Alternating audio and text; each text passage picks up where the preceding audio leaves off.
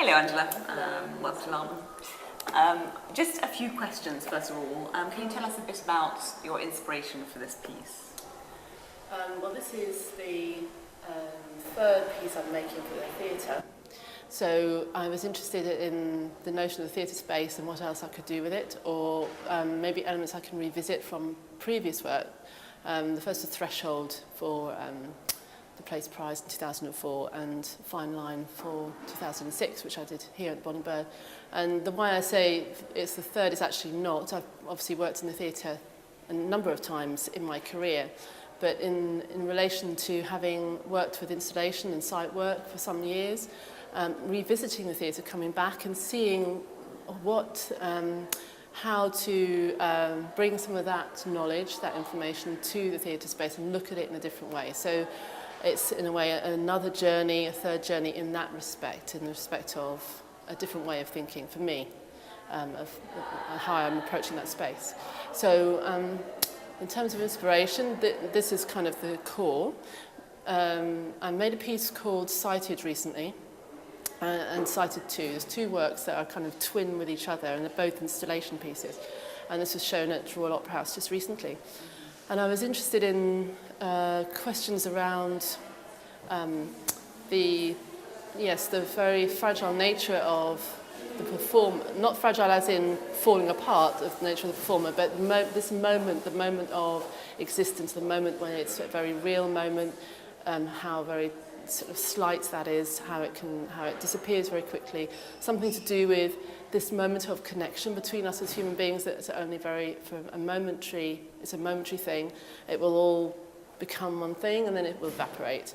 And perhaps I'm thinking a little bit, in the way of life, but also in the way of a dancer's life. So it's kind of a narrative around, partly it's to do with being a performer, which seems very straightforward, but also about the fragileness of existence, I suppose, in a kind of larger sense. And in terms of the music or sound, what are you using and how have you worked that in? There's no sound other than ambient sound that is in the theatre, so there is no sound, it's all in silence. And the reason for that is, I've been working with silence for some time actually, and I'm quite interested in the way in which it brings us closer together in space, in the way that we sense each other, in the way in which we become aware of breath, of touch, those sorts of issues that are part of the choreographic process. So they are the things that I want people to be aware of, and they're kind of being kind of meshed into the whole experience. Yeah. So you're working with,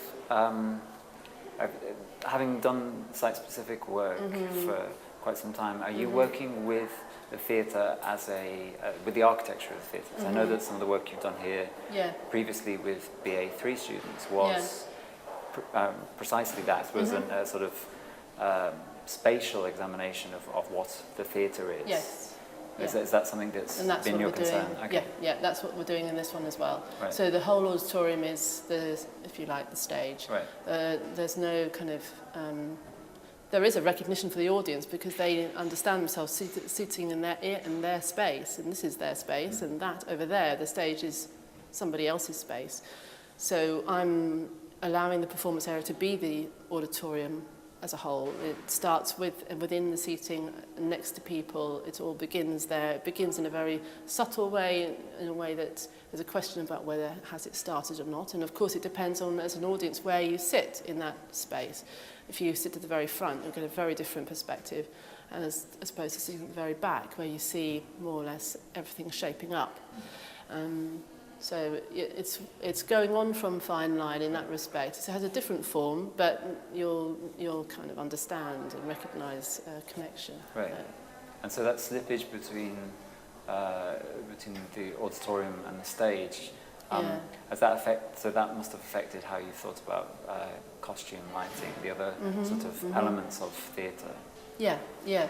So the lighting is just the auditorium lighting. Right. It's not the white light, not the workers, but the warm orange of the preset.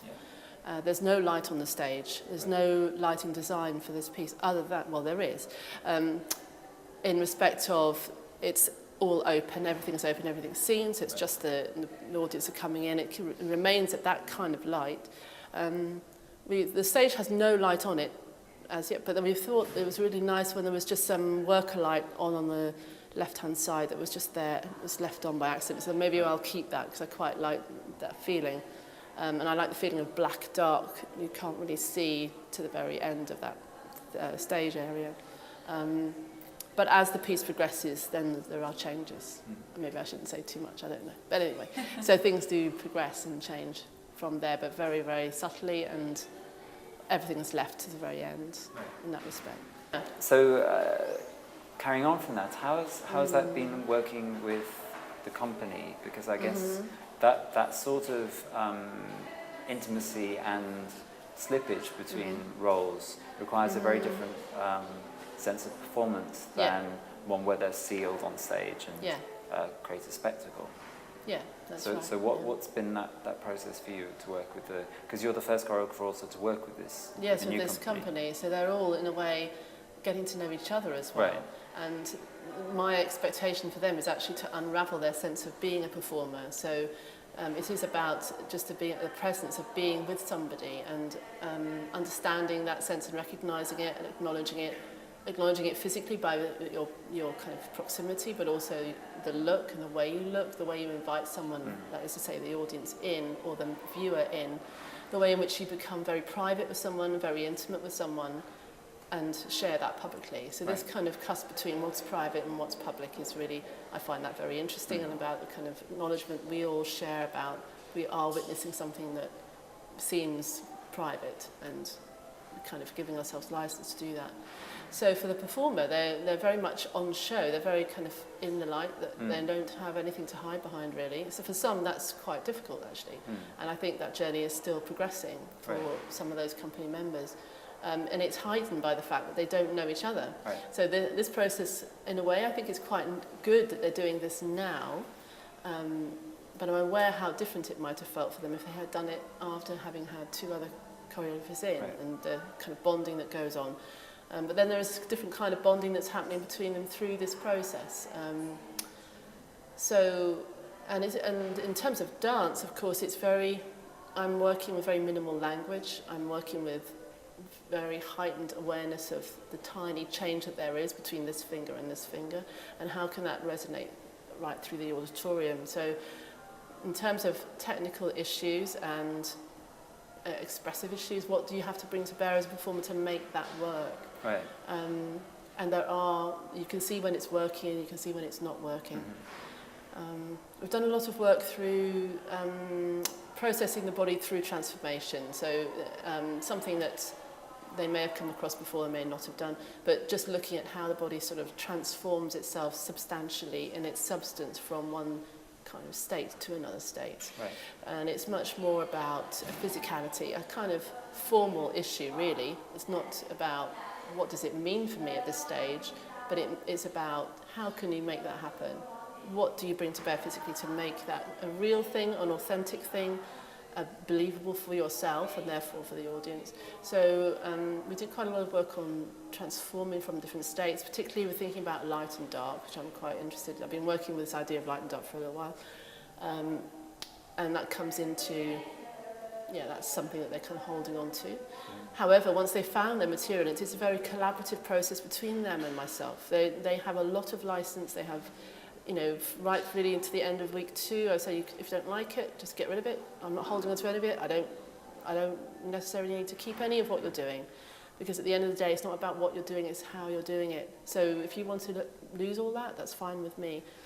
However, this week, of course, now I'm seeing, because they're making decisions and saying, okay, I do like this, after having had 3 or 4 tries at it. Now I'm beginning to think, actually, I want that visually, this is really working. So there is a visual kind of aspect to it all about pleasure for me, visually.